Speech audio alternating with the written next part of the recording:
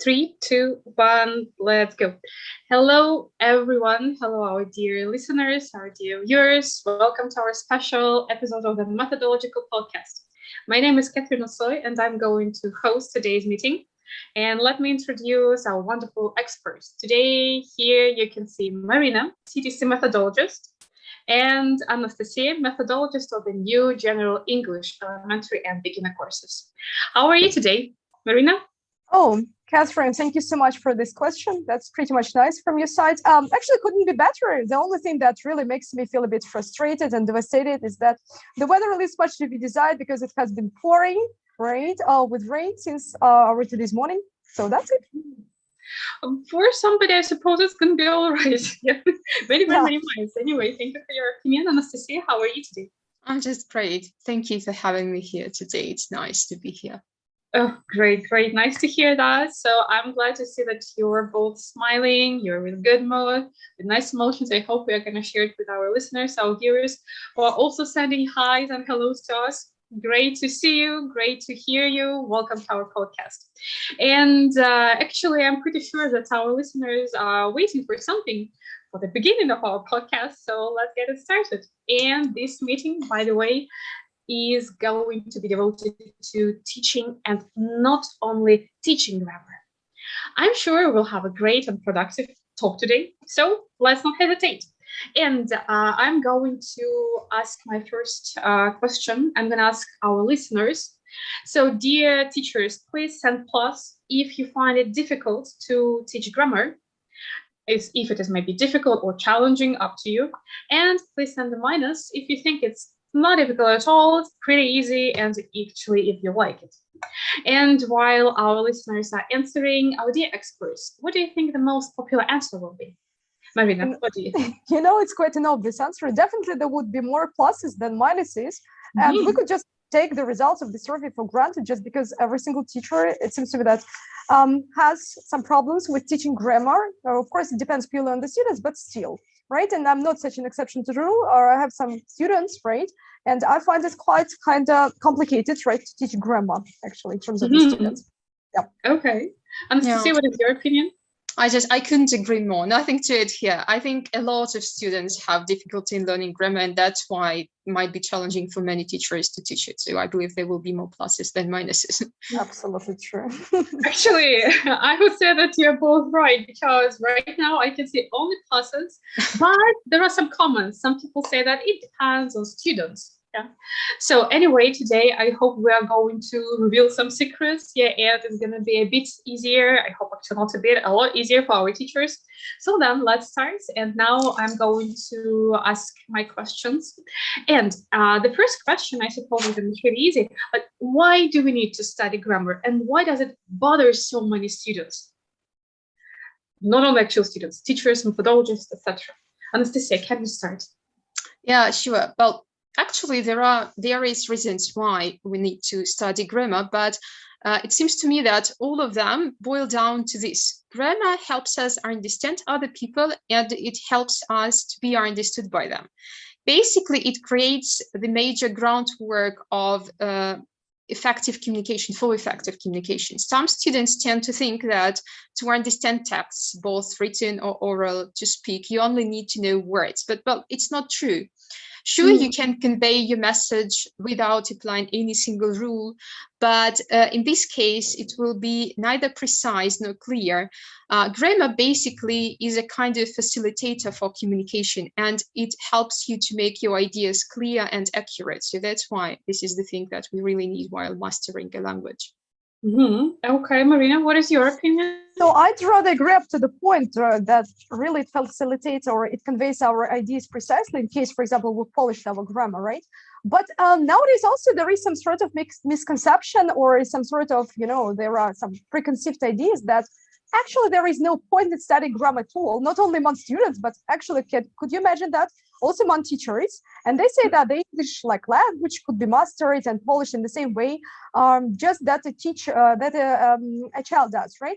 And any child, as you remember, it does learn the English language by picking up words spontaneously in a chaotic order, just by repeating the same structures over and over again, right? So as to make them quite automated and just making them really engraved in their memory in their first 5 years, but they have little else to do but listen and learn and drill and so on and so forth. Nevertheless, when we were getting older, and of course our strivings could be pretty much shifted, right? Or we could just have our career prospects and so on and so forth. Of course, grammar could be an inescapable part just to convey your message clearly and precisely up to the point, right? Maybe you would be willing to impress your employer, I don't know, like, or get higher exam grades, or it could be just simply you want to sound like as a well-educated person, right? That's why nowadays grammar really bothers both teachers, methodologists, and so on, because there is no like kind of unity. There is not a unique like kind of, I would say, direction, right? How to teach grammar properly, because there are a lot of methods, but what method to opt for, nobody could say directly. Yeah, that's it. Okay, but almost everybody can say that it's difficult, it's difficult for students to study grammar and for teachers to teach. So why? Have you got an idea why there is this kind of stereotype or a right idea? I don't know. Anastasia, what can you say? Well, actually, I wouldn't say that it is a stereotype. It's really difficult for students to learn grammar, at least for some students. And once again, there are various reasons for that, but it seems to me that some of them are more important than others. The first reason that stands out for me is the thing that is called negative interlingual interference, right? So while learning a new language, we often rely on knowledge of our native tongue. And sometimes it really helps, especially when languages are alike and you can draw some similarities. But when languages differ a lot, errors are likely to occur in your target language, and this is a problem. Apart from that, your target language can have, and very often it does have, various structures that are lacking in your native tongue. I think it's a typical example, but most speakers of the Slavic languages have really hard time trying to grasp the concept of articles just because they are absent in the Slavic languages. So, and this is just a torture for them to learn them and just to understand why we need them. This is like so strange.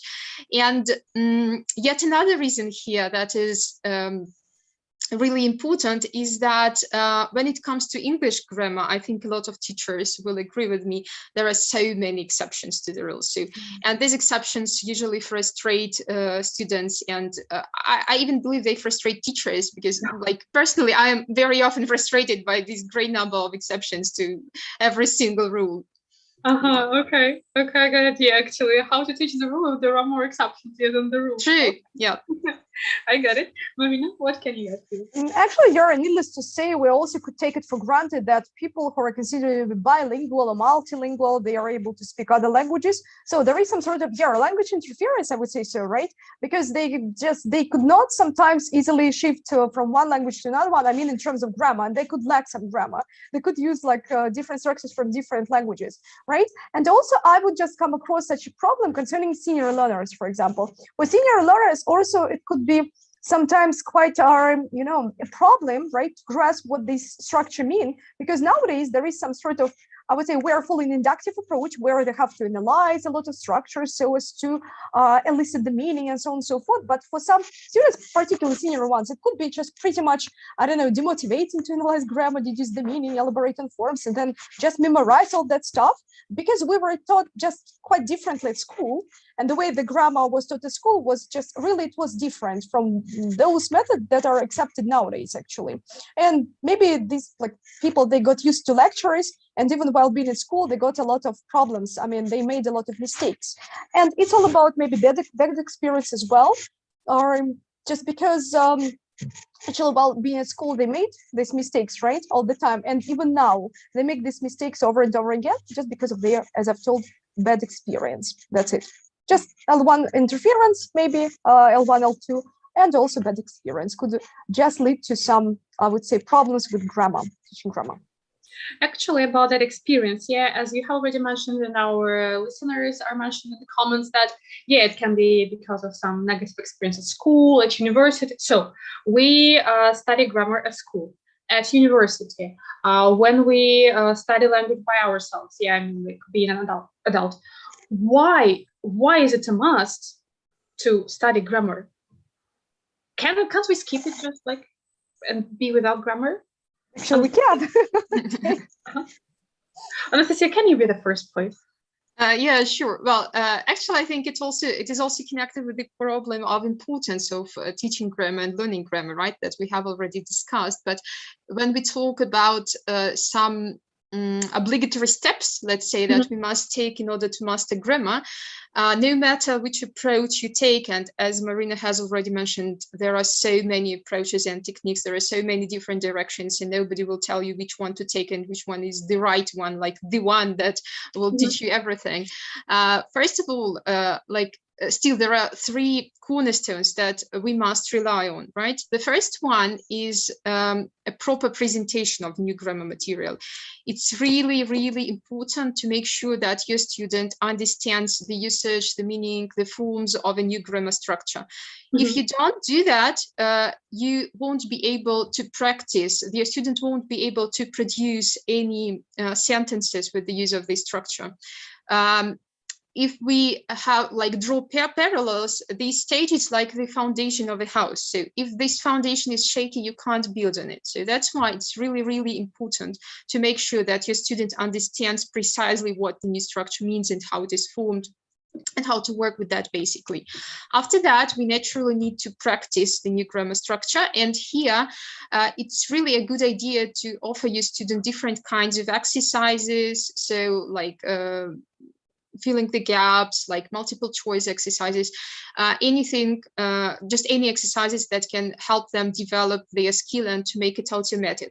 And only when you feel that they are free to use the structure, it's important to practice that in speech. And this final stage is actually, I can't say this is the most important one because all these three stages are really important, but it's really essential not to skip this one because let's face it, we learn grammar in order to speak.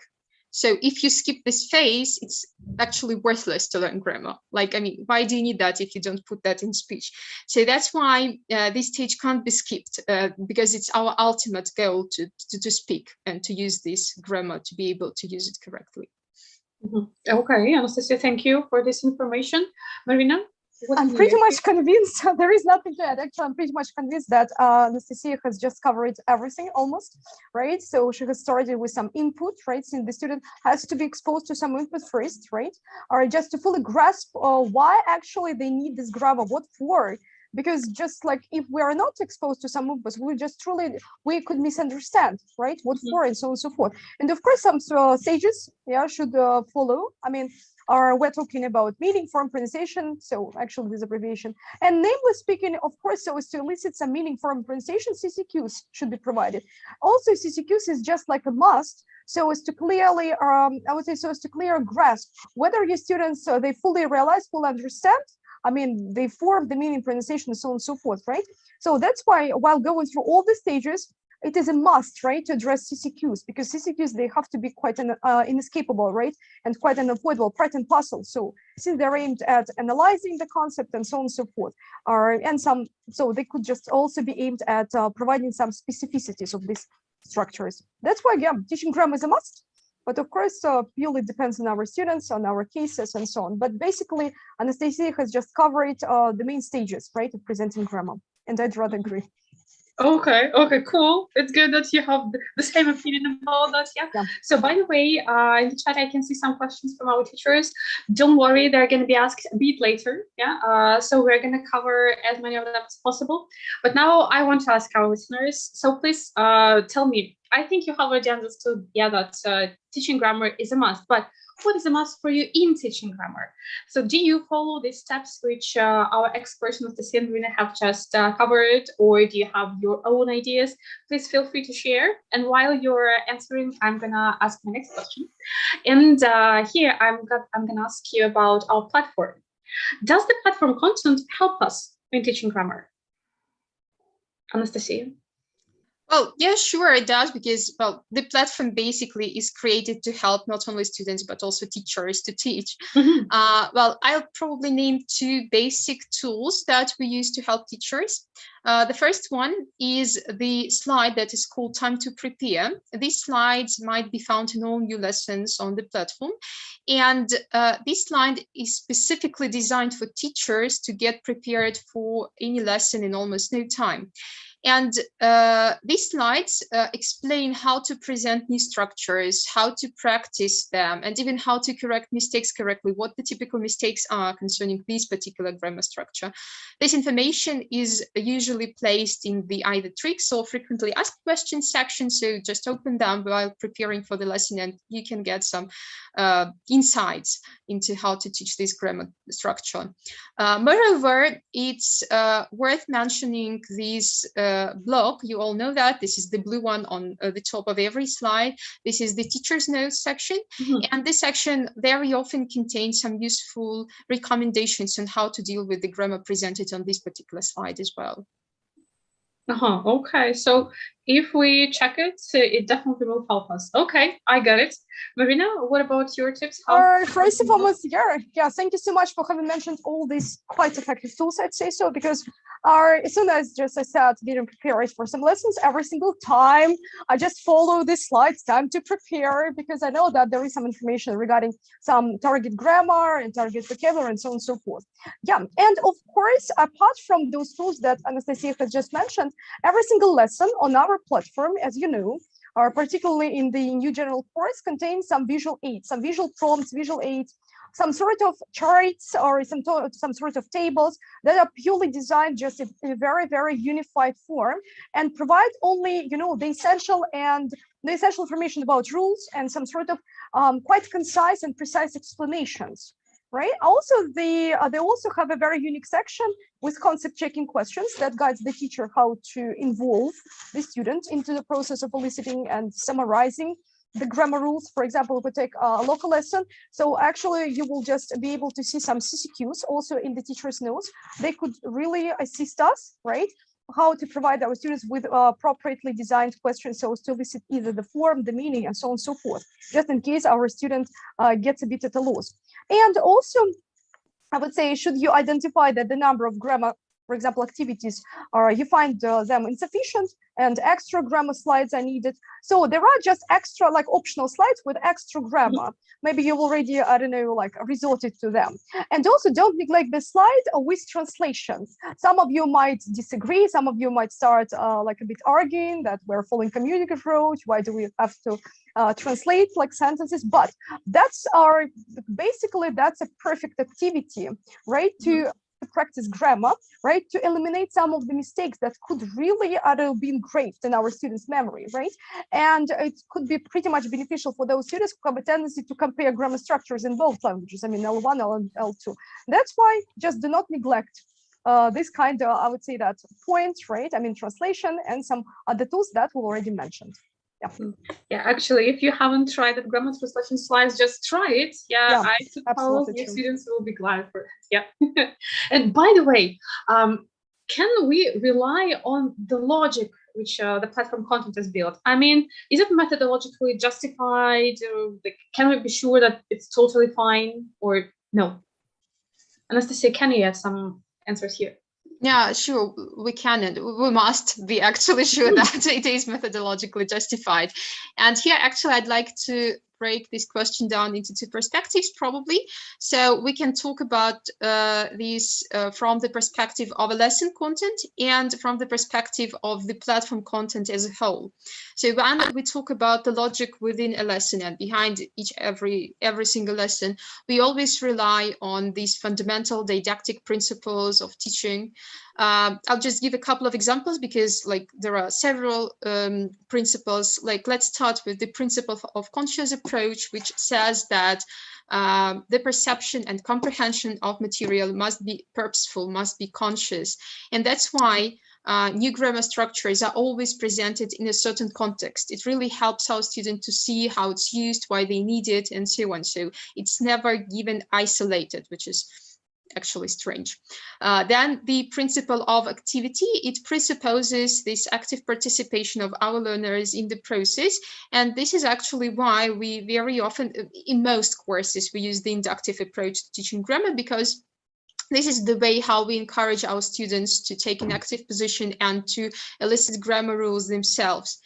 Then probably the principle of visuality, to ensure that we comply with this principle. we give different tables and charts concerning grammar presentation. So it's always very visual, let's say. And like the principle of accessibility is realized through a gradation of grammar material. We present it from simple to complex and so on. So these are the basic principles that are behind our lessons, and they explain the logic of the lessons. Actually, it concerns not only the grammar material, but the material of any lesson in general. And when we talk about the platform content as a whole, the main logic behind it is to provide our students with a really holistic and integrated approach to learning grammar. That's why we have the so-called general courses and the so-called supporting or satellite courses. For example, here, the new general English course is the general course, and it is aimed to develop all skills of a language, right? So your students will develop their speaking skills, reading skills, and so on and so forth. But there are specific courses like new grammar course, which is a supporting course, a satellite course that mainly concentrates on presenting and teaching grammar. So this is what we try to do, and here this is how we organize the content on the platform. Okay, so if you see that there is not enough grammar in new general course, just go to new grammar and you will find a bit more. Yeah. Okay, got it. We should remember it, I suppose. And Marina, what can you say? I don't know really what to add because Anastasia has just mentioned all the principles, but actually every single lesson on our platform is built up in such a way that could really make it possible for every student to proceed with materials from scratch up to the confident use of them, because every single slide is dedicated to one of the steps, right? And as for the grammar part, basically, right, it mainly encompasses up to 4 or 5 slides. The first one is purely about the guided discovery. There could be some input and some kind of CCQs, so as to guide, so as to elicit or some sort of the meaning. Afterwards, there could be some chart. Usually it's like visual prompt, visual aid, like a chart with some basic explanations. Very, very concise, up to the point explanations. Also, there could be some particular section with trouble spots, right? And of course, controlled, semi-controlled, and free practice afterwards. So every single lesson is really very, very like consistent, right? That's why even though, for example, you knew nothing, you would definitely learn or something from scratch up to the confident, like kind of state. You might be pretty much confident while using it. That's it. Okay, I like the way how Marina is always surprised that there is nothing to add, but always finds something new. Okay, cool, I got it. But anyway, I covered all the necessary steps, but I still see that my students is not okay with grammar. They don't use it in their speech maybe, or there is something missed. What should I do in this case? Anastasia, what about your opinion? Actually, here, I think what I need to start with that it's okay if your student is not okay with grammar, because no two students are alike, because no two brains are alike, right? Everyone learns differently. And this is the main thing to remember here, actually. If one student can grasp the idea of a really difficult rule in no time, another student has to practice it for hours or forever to be able to produce a simple sentence without mistakes. And that's why it's okay if even after you have covered everything, your student is still unsure or probably not that confident with new grammar.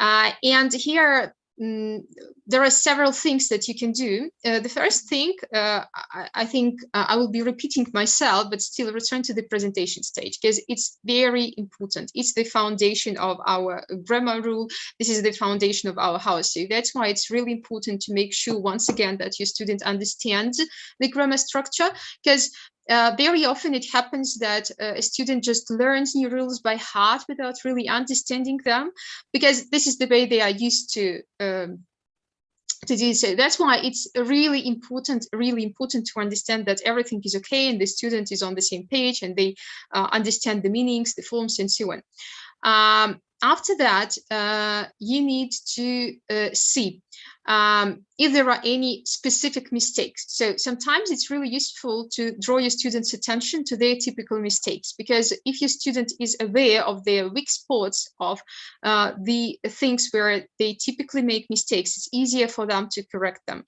And here, don't don't push your students, don't be harsh on them. So work with one mistake at a time. Let them concentrate on one mistake, correct it, and then proceed to another one. And finally, we all know that practice makes perfect. Sometimes if your student is not okay with new grammar, it's just because they haven't practiced enough, right? And this enough is different for different students. That's the problem, that's the trick. Okay, Marina, what about your opinion? Is there anything to add? Yeah, I have something to add. Right. Okay, so one of the preliminary things to proceed with it is to integrate some activities, right? Particularly on mistakes correction, because as soon as you've noticed that your student, for example, misunderstands something or makes the same mistakes over and over again, but you've already covered, you've already grasped all the materials, of course, you would just go to some, for example, grammar course, grammar, new grammar, and you can find quite a lot of activities, right, of such type when, for example, a student, while looking through the sentences, the student will have to correct every single mistake. There is something wrong in the sentence, and that's why by correcting the mistakes, the student would trigger or would be hooked, and that there is something wrong in their speech as well. As for polishing the students' use of grammar, you could ask the students some questions, also including target grammar, and make a recording of their speech, for example. Also, recording it could really come in handy, because subsequently the recording might be analyzed by the student, by both of you, what seems to be right, what seems to be wrong. Really, recordings could be pretty much helpful, so as to really look at it from like a bit, I would say, another angle. So that's why the students therefore would have to make some corrections and improvements, and quite frequently grammar games also come in handy, so as to get rid of some grammar mistakes, so as to eliminate them. For example, if your student is struggling now with irregular verbs, and I don't know, simply speaking, he can't remember them, you could use even songs, really, or just such a game as Snowball as a way to memorize them. Also, it could go, right? I would say it could be rather helpful because, first and foremost, there could be some visual aids, and drilling might also assist in terms of, for example, you have a low-level student, and frankly speaking, it could be pretty much time-consuming to explain this grammar rule over and over again. Here, for example, as for irregular words, it needs just simply speaking, it needs only drilling. That's it. Okay, I got it. So drilling, practice, as recordings, right? Creative tasks as possible, recordings also. Okay, but anyway, some of our teachers say that it can be a problem to find some materials for students who demand grammar only, because there are grammar lessons, they say, on the platform, but they are maybe too short or a lot of theory. What else can we do? Where can we find some additional training? Maybe there are some additional courses on the platform, I don't know, or some special lessons. Anastasia, what can you say about this? Actually, I believe we have mentioned almost all the additional courses so far, but still, I'll probably repeat what we've already said. The first thing to remember is that additional training might be found not only in other courses, but within a lesson as well. All lessons of the new general English course have these extra slides that are called like extra grammar or extra vocabulary, depending on the type. And you can start actually with them if you haven't covered them yet. These extra steps also contain, very often they contain, not all grammar steps, but still some of them contain links to the lessons in other courses that are related to this topic. These links may lead you to either new grammar course or sometimes even to a new business course where this grammar topic is somehow covered. So this is pretty useful to check them too. And also the thing that Marina has already mentioned, have a look at a grammar translation slide as well. It might come in handy, especially for those students who are really good in comparison. So if they can rely and use these similarities and differences, and it helps them to proceed with the grammar. Yeah. Okay, thank you. Marina, what about you? What do you usually use if you need some additional tasks for students? Creativity. I could design, for instance, also apart from the given ones on the floor, I could design my own grammar activities, right? But actually, let us put these jokes aside. If you feel that they should be just additional training, simply speaking here, first of all, in translation, I'd rather agree. Also, you could search for some materials on the particular topic required via search bar. More than that, there is a special simulator right? Grammar simulator, by the way, that provides extra grammar practice for your students. It's available for your students are mainly, right? And unfortunately, there is one more thing. Maybe Anastasia could just, I would say, correct me if I'm wrong, but only our students are able to do, to proceed with this task, and we are unable to monitor the students' answers. But actually, this simulator actually exists. I'm going to try it also. I'm going to integrate it into my lessons. Yeah. Okay, yeah, as far as I remember, you can't see the answers on that grammar trainer, Yeah. but you can always ask your student to make a screenshot, for example, or just send you the answers and you also will be able to check. Okay, I got it. And, turning back to some questions from our teachers, again, they say that, like, what to do if our students don't get the grammar? How much time actually does the student need to master a grammar skill? Is it one lesson, or do we need, I don't know, to spend the whole month on that? Are there any time limits, Anastasia? I'd say that's a tricky question, actually, because there is no universal answer to this question. I'm afraid to disappoint our teachers. There are some factors that are needed to be taken into account. First of all, as I've said, there are no two students alike, and every student has their own learning pace. It means that the speed of mastering a certain skill differs depending on a particular student. And yet another thing that influences here the speed and the time is skills themselves. I mean, like grammar rules and grammar structures themselves.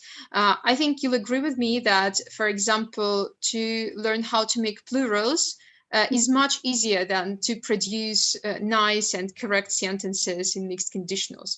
So that's why it's they can't be universal answer how much time you need. It differs a lot. Okay, Marina, do you agree? I would say just one lesson, but it's false, right? Because there is not such a magic pill. You're right. It purely depends on our students' characteristics, our students' pace, because some students could be quite slow learners, right? Others they could be quite demanding, and they'd like to just to retake every single mistake, and they need to work more and more on this rule, and so on and so forth. Purely depends on a variety of factors, right? As for the confident use of articles, it could take the whole life. Yeah, it could take years and even now you might be not that confident while using articles. And as for high-level students, for instance, inversion could be pretty much so there might be some barriers, right, on the way to getting to grasp this topic, on the way to really I would say understanding this topic. But still, inversion could be just quite a pitfall, even though you've covered it already, you've spent a lot of lessons, but still I would say your student might be not that confident while using inversion, for example. That's why everything depends. Like our favorite phrase, it depends. Remember it, can be your motto. Okay, I got it. So now then I suggest you to move to, some cases questions. I'm going to give you one case and you first tell me how to deal with it, what to do, what we can do. So what should I do if my student says that they don't need grammar at all, or they don't want to study it? What am I supposed to do, Anastasia?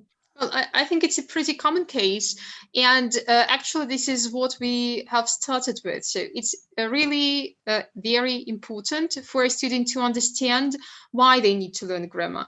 So you need to show that grammar is a tool. This is something that helps you to build your communication, to make it effective. And sometimes, again, students say that they don't need grammar just because they don't understand the role of grammar in language learning. I would say that to be convincing, you need to relate your students' aims and goals to specific grammar structures. For example, your student says, like, I'd like to land this job and I need to go through an interview. And you may say that in order to get this job, you need to be really impressive, right? You need to sound impressive. But in order to present your results or your achievements in an impressive manner, you really need to learn and to know how to use correctly the present perfect tense, let's say.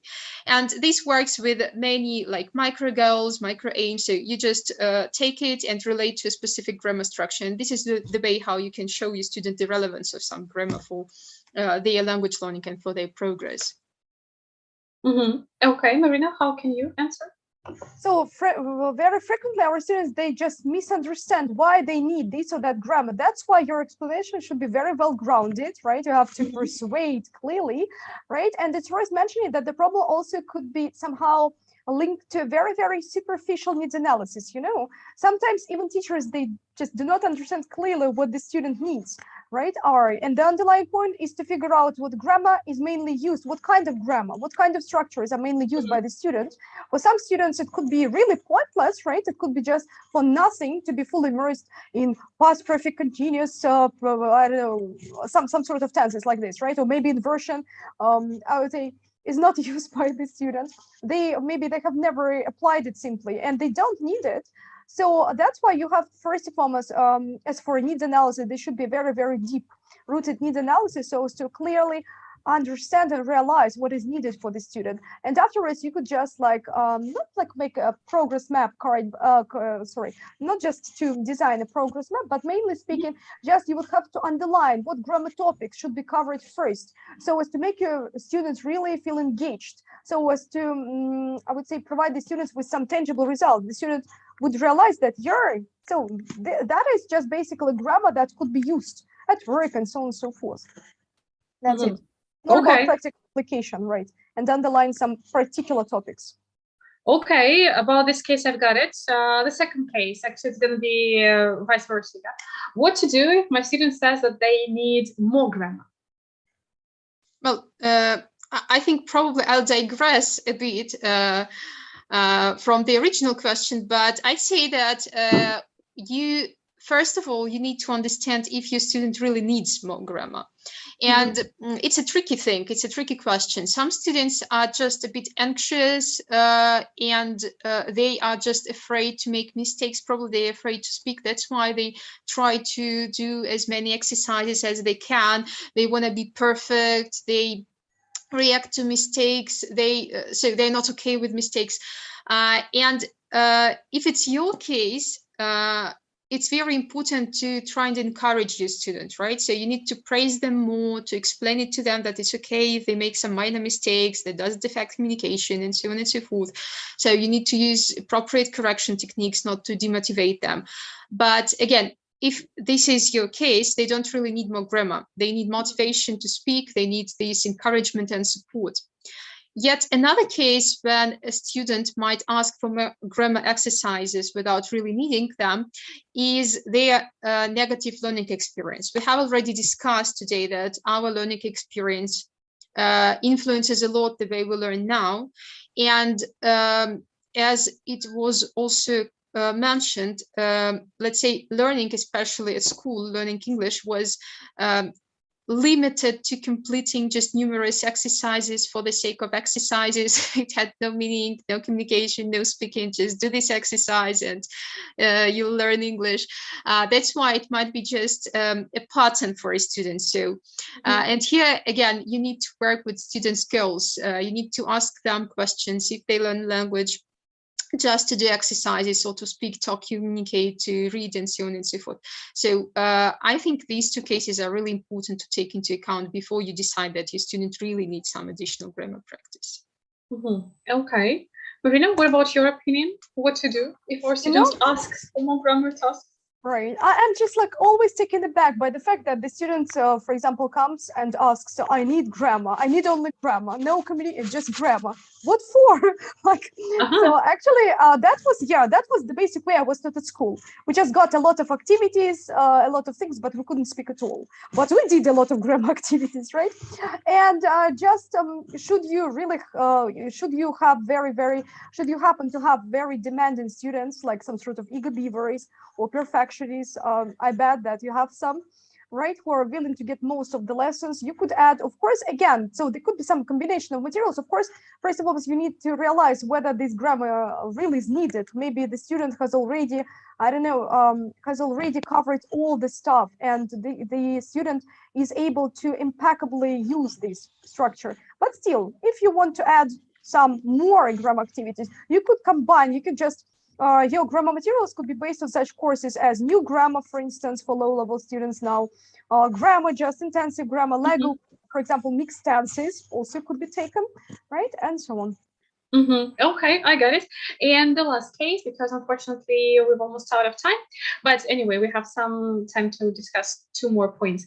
The last case, actually, the tricky case from our teachers. What to do if there is a student, their vocabulary and the speaking skills are quite high, like upper intermediate, let's say, but the grammar is about elementary. What to do in this case? How can we help them? Marina, do you have any ideas? Let it go. I'm joking. Uh-huh. Of course, I'm joking. But again, so here there is not such again magic pill. But I would say that if I were in such a situation, right? Also, I would try even to make a recording of his speech and analyze it precisely. I would provide student with a very comprehensive feedback. For example, your vocabulary is flawless, right? You've done a lot, but you see that are actually like a lack of grammar structures could lead to some misunderstanding, even though you've just used very nicely designed structures. So mainly I would say some sort of analysis, right, of his recordings, of his homework, for example, recordings would be pretty much supportive, I would say, in this case. Okay, Anastasia, what about your piece of advice? I would actually add just a couple of things here. I think what you need to do here is also try and integrate some grammar. And again, you don't need to push it because some students are reluctant to learn it. So you can try to drill some patterns, even without specifying this is the grammar rule we're going to study today. So let's concentrate on that.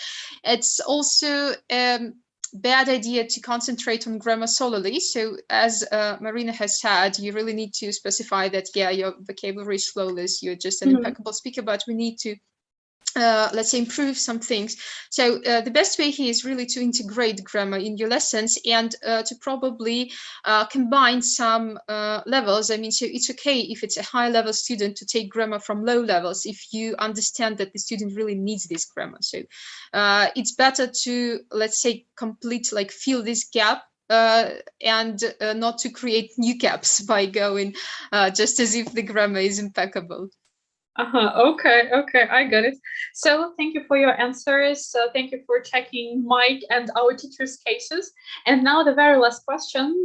It's always interesting to hear, some real cases from your practice, from the practice of our experts. Can you share with us some interesting cases in your personal teaching practice?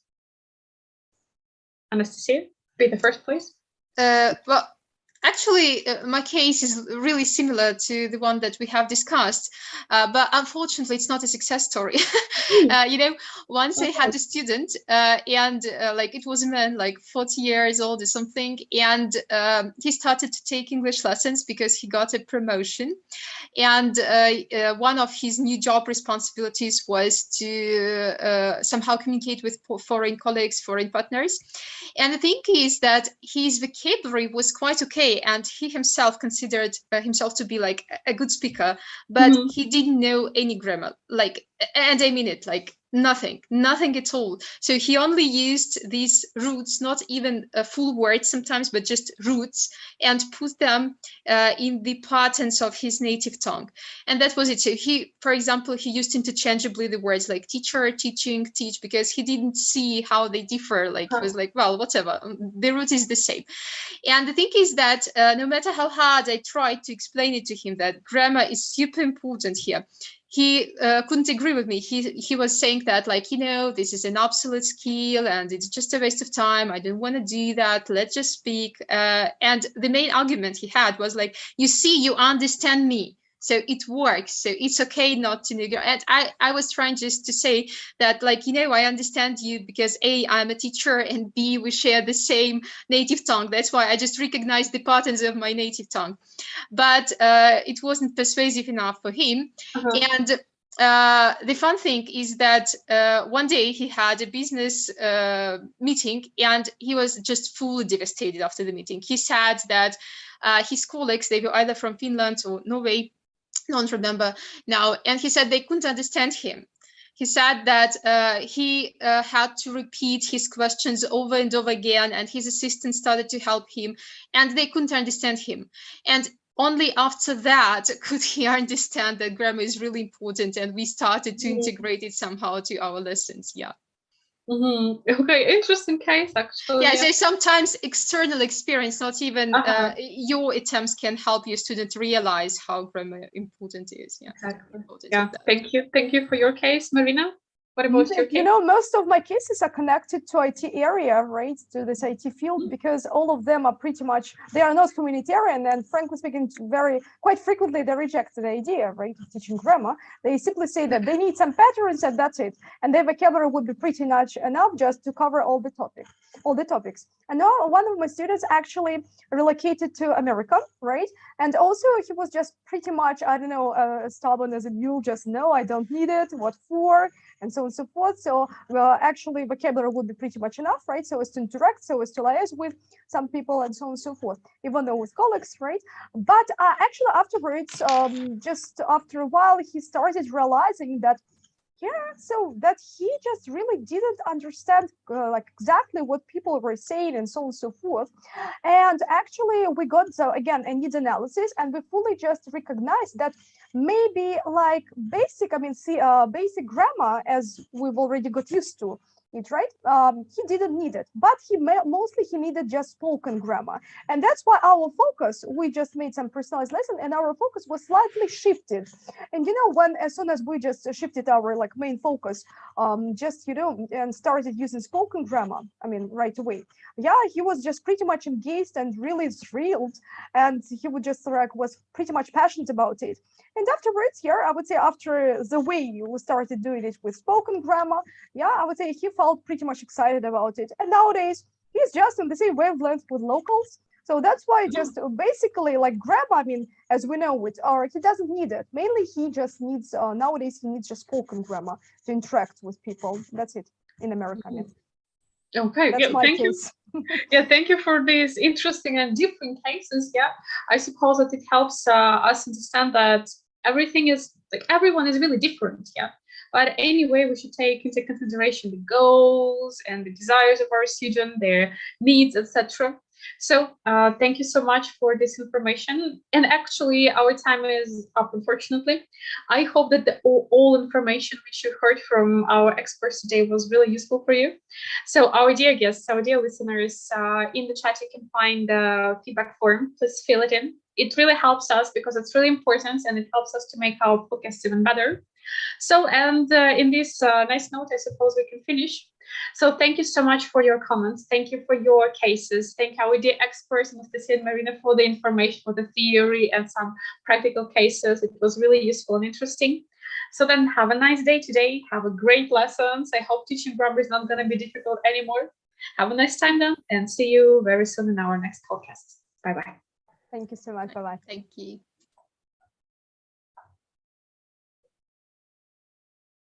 Done.